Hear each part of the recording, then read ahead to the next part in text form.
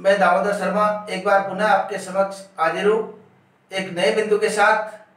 देखिए बच्चों, हम वर्तमान में पाठ पढ़ रहे हैं पाठ सृजन, जो पुस्तक है कक्षा 12वीं में जो चलती है, उसके अंतर्गत दूसरा पाठ आता है भ्रमर गीत के पद। उसके अंतर्गत हमने प्रथम 2 पद्यांशों का अध्ययन कर लिया और उस पाठ के कवि है सूरदास जी। तो देखिए, सूरदास जी के बारे में संक्षिप्त जानकारी हमने पिछले पद्यांश में पढ़ी ली है। अब जो प्रसंग चलता है कि उद्धव गोपियों को निर्गुण भक्ति धारा का संदेश देने आए। निर्गुण भक्ति से तात्पर्य योग संदेश। तो उस योग संदेश का प्रभाव क्या पड़ा गोपियों पर। गोपियां आप जानते हैं कि श्री कृष्ण की अनन्य भक्त थी, इसलिए निर्गुण भक्ति का कोई प्रभाव उन पर नहीं पड़ा। और उसी श्रृंखला में आगे बढ़ते हुए तीसरा पद्यांश हमारा आता है कि बिलग जनी मानव उद्धव प्यारे। देखो, गोपियां कहती है कि हे उद्धव प्यारे, बिलग जनी, बिलग का मतलब बुरा, जनी का मतलब मत, मानव मानव, उद्धव प्यारे, हे उद्धव प्यारे बुरा मत मानना। अरे बुरा मत मानना से तात्पर्य क्या। कोई व्यक्ति अगर किससे कहता है कि बुरा मत मानना, ये बात कहूं, अर्थात कोई उनको चुभने वाली बात या कोई ऐसी बात कहने जा रही है जिसका उसको हो सकता है बुरा लगे, तो उन्होंने पहले ये कथन बोला शुरुआत में ही कि हे उद्धव, आप जो हम बात कह रही है उसको बुरा मत मानना। क्या बात कह रही है कि वह मथुरा कागज की कोठरी, कि जो मथुरा ने ये वास्तव में काजल की कोठरी है। काजल की कोठरी से तात्पर्य क्या होता है। काजल की कोठरी अर्थात काजल की घर, कमरा, कुछ मान लो इसे। तो उसमें अगर कोई आता है कि काजल की कोठरी में अगर कोई व्यक्ति प्रवेश करके आता है तो कुछ न कुछ कालापन तो उसके लगता ही है। तो ये गोपियां कहती कि मथुरा भी एक तरीके से काजल की कोठरी है। जे आवे ते कारे, जो भी वहां से आता है वो काला रहता है। जो आवे ते काले, जो भी वहां से आया वो सब काले हैं। अब किस प्रकार काले हैं, कौन कौन काले हैं, उसको बताते हैं कि तुम काले, सर्वप्रथम तो हे उद्धव तुम ही काले हो।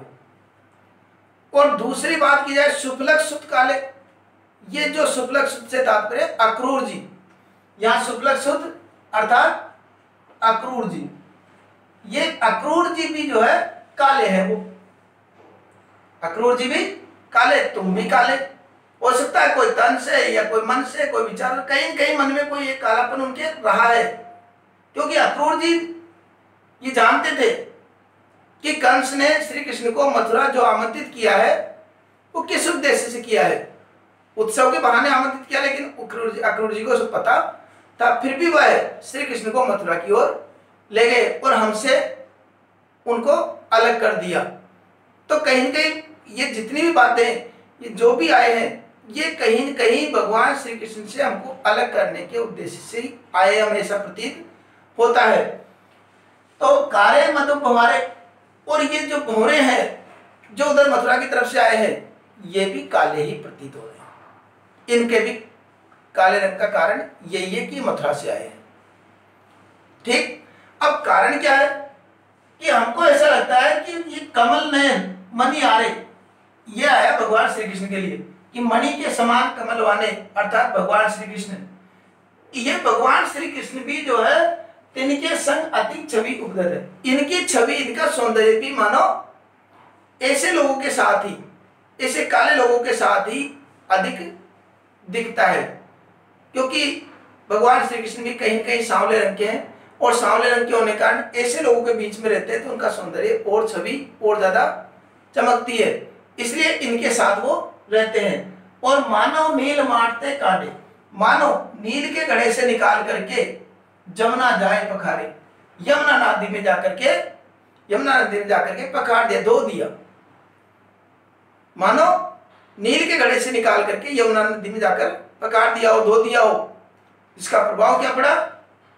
देखो, मानव शब्द है ना, अब यहां पर इस पंक्ति में उत्प्रेक्षा अलंकार भी है, उत्प्रेक्षा अलंकार। तो मानव नील मारते काटे, मानव नील के घड़े से निकाल करके यमुना में जाकर के पखाड़ दिया हो, धो दिया हो, इसके कारण ये यमुना नदी भी काली हो गई है।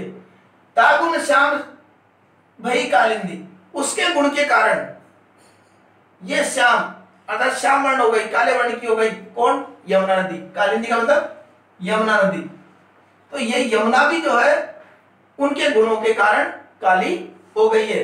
सूर श्याम गुण न्यारे, सूरदास जी के अनुसार गोपियां कहती है कि हमारे प्रभु श्री कृष्ण के तो गुण ही निराले हैं, उनके तो सारे गुण ही निराले हैं, अद्भुत है। ये बात उन्होंने कही, एक तरीके से व्यंग्यात्मक रूप में ये बात कही है कि हे उद्धव, ये बुरा मत मानना, ये मथुरा तो काजल की कोठरी है। जय आवे ते काले, जो आता है वहां से वो सब काले हैं। तुम भी काले हो, अक्रूर जी भी काले हैं, और ये भंवरे भी काले हैं। और हमको तो ऐसा लगता है कि जैसे ऐसे काले लोगों के बीच में रह करके ही भगवान श्री कृष्ण का सौंदर्य बढ़ता होगा, इसलिए उनके साथ रखते हैं। और ऐसा लग रहा है मानो नील के घड़े से निकाल करके जमुना में जाकर के धो दिया हो, पखाड़ लिया हो, इसके कारण वह यमुना नदी का पानी भी काला हो गया, यमुना नदी भी काली हो गई। तो इसलिए गोपियां कहती है हमारे प्रभु श्री कृष्ण के तो गुण ही निराले हैं। ठीक है, अब इसका प्रसंग किस प्रकार आपको लिखना है वो और एक बार बता देता हूं मैं। प्रसंग के अंतर्गत हमने बताया कि प्रसंग जिस लाइन में लिखते हैं उस पंक्ति को हमको छोड़ना है, और नीचे की पंक्ति से हमको प्रारंभ करना है कि प्रस्तुत पद्यांश हमारी पाठ्य पुस्तक। अब पाठ्य पुस्तक का नाम लिखना हमको, क्या लिखेंगे? सृजन। इसको एक उदाहरण चिन्ह में बंद कर दिया। पाठ्य पुस्तक सृजन के अंतर्गत अब कौन है कवि? सगुण भक्ति के प्रमुख कवि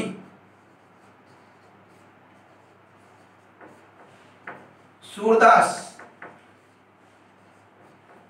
द्वारा रचित कौन सी रचना है? सूर सागर। ये हमारी जो रचना है, ये पाठ है सूर सागर के रचना के अंतर्गत आता है। और उसी के साथ साथ सूरदास जी की जो रचना है सूर सागर, उसी के अंतर्गत आता है। उसी में जो है शीर्षक आता है भ्रमर गीत। तो भ्रमर गीत के पदों से रचना के भ्रमर गीत के पद शीर्षक से अवतरित है।